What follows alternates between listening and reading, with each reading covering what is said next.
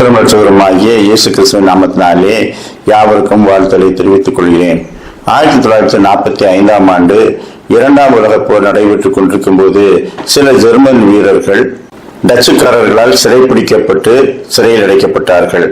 அதிலே ஜுர்கான் மோல்ட்மேன் என்ற ஒரு சிறிய தளபதியும் அடங்குவார். அவர்கள் அங்கே சிறையில் அடைக்கப்பட்டிருக்கும் போது வெளியிலே என்ன நடக்கிறது என்ற செய்தியே அவர்களுக்கு தெரியாது. ஜெர்மன் தேசம் எல்லா தேசங்களோடும் யுத்தம் செய்து கொண்டே இருந்தது. அநேக பகுதிகளை கைப்பற்றி விட்டது. ஹிட்லர் சர்வாதிகாரியாக உயர்ந்து யூதர்களை கொண்டு வருகிறார். அதுவரைதான் அவர்களுக்கு தெரியும். அதன் பிறகு இப்பொழுது தங்கள் நாடு என்னவாயிற்று, தொடர்ந்து ஹிட்லர் வெற்றி பெற்றாரா, யூதர்களின் நிலை என்னவாயிற்று என்பதெல்லாம் அவர்களுக்கு தெரியாது. இங்கே கொடுக்கிற உணவை புசித்து எஞ்சிய நாட்கள் நாம் சிறையிலேயே கழிக்க வேண்டுமோ என்னவோ என்று அவர்கள் சிறையில் இருந்தார்கள். ஆனால் அந்த சிறைச்சாலைக்குள்ளே ஒரு போதகர் அனுமதிக்கப்பட்டார்.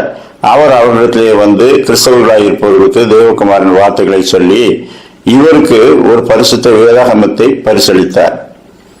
அப்பொழுது இவர் அதை வாங்கி கொண்டு வேறு எந்த வேலையும் செய்ய முடியாது என்பதனால அந்த வேதாகமத்தை வாசிக்க ஆரம்பித்தார்.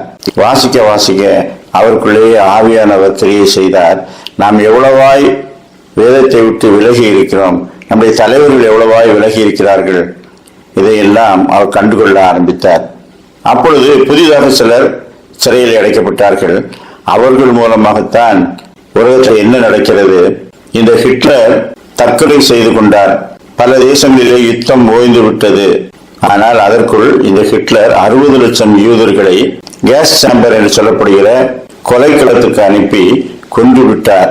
அங்கே எஞ்சியிருப்பவர்கள் எலும்பும் தோலுமாக மீட்பு படையினரால் மீட்கப்பட்டிருக்கின்றார்கள். அநேக குடும்பங்கள் பால்பட்டு போயிருக்கின்றன.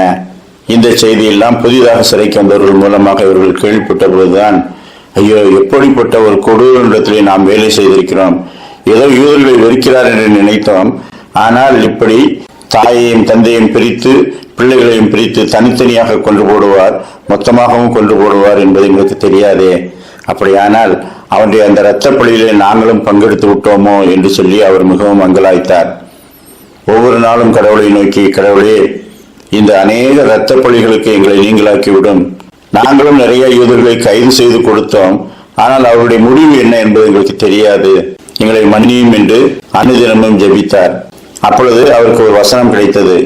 மத்தேயு 27:25, அதற்கு ஜனங்கள் எல்லாரும், இவருடைய இரத்தப்பழி எங்கள் மேலும் எங்கள் பிள்ளைகள் மேலும் இருப்பதாக என்று சொன்னார்கள்.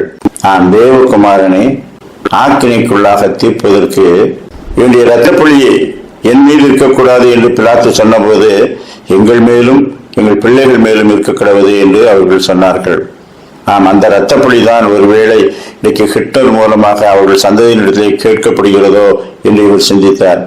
ஆனாலும் எந்த ஒரு தனி மனிதனுக்கும் அவர்களை கொன்று போடுவதற்கு அதிகாரம் கிடையாது. வெறுப்பையும் துவேஷத்தையும் மனிதர்கள் விட்டு ஒன்றுபட வேண்டும், அதுதானே சரியான நியதி என்று ஆண்டவரிடத்திலே இவர் அதிகமாய் மன்றாடினார். கடைசியாக எல்லா கைதிகளும் விடுதலையாக்கப்பட்டு அவரவர் தேசங்களுக்கு திரும்பினார்கள். இவர் தன்னுடைய தேசத்துக்கு சென்று கொடூர குணமுள்ள அநேகரை கர்த்தர் தம்மிடத்தை திருப்பிக் கொள்ள வேண்டும் என்று அவர்களுக்காக வேண்டுதல் செய்து ஊழியம் செய்தார். ஒருவனையும் நியாயந்திருப்பதற்கு நமக்கு அதிகாரம் இல்லை. நாம் கர்த்தருடைய இரக்கத்தையும் கிருபையும் வெளிப்படுத்துவதற்காக நாம் வைக்கப்பட்டிருக்கின்றோம். அதையே நாம் செய்வோம். அப்படிப்பட்ட நல்ல சிந்தனைகளை கர்த்தர் தாமே இந்த நாளிலும் நமக்கு தந்தருள்வாராக. ஆமேன்.